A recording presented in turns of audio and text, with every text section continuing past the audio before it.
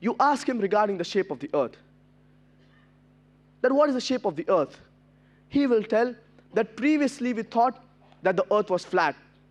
It was later on in 1577 where Sir Francis Drake, he sailed around the earth and he proved that the earth was spherical. What you have come to know in 1577, the glorious Qur'an mentions it 1400 years ago in Surah Al-Adiyat, chapter number 79, verse number 30.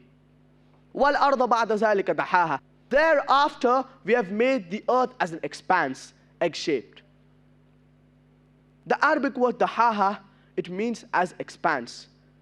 And the other is duhya, which means an egg. And today, we know the shape of the earth. It is not completely round like a ball, but it is geospherical in shape, flattened from the poles and bulging from the center. So the glorious Qur'an says that the shape of the earth, it is like an egg.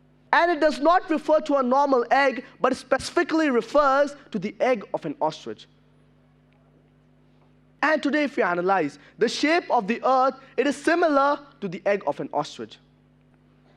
So the glorious Qur'an talks about the shape of the earth 1400 years ago, which science has discovered it recently, 100 years back, 200 years back, 300 years back.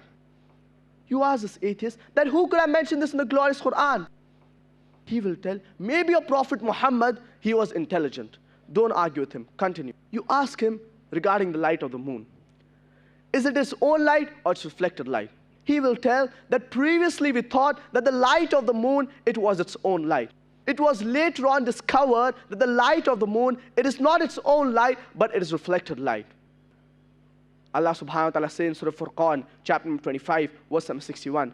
تبارك الذي جعل في السماء بروجا وجعل فيها سراجا وقمرا منيرا. Blessed is Allah subhanahu wa ta'ala who has placed in the skies constellations and has placed in its sun having its own light and moon having borrowed light. The Arabic word for the word sun, it is shams. And its light is always described as siraj, wahaj or diya, meaning blazing lamp or an object having its own light.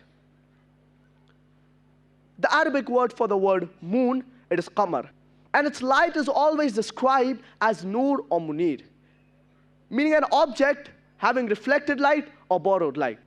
Nowhere does the glorious Qur'an say that the light of the moon, it is its own light. So the glorious Qur'an talks about the light of the moon 1400 years ago, which science has discovered it recently, 100 years back, 200 years back. You ask this atheist that who could have mentioned this in the glorious Qur'an?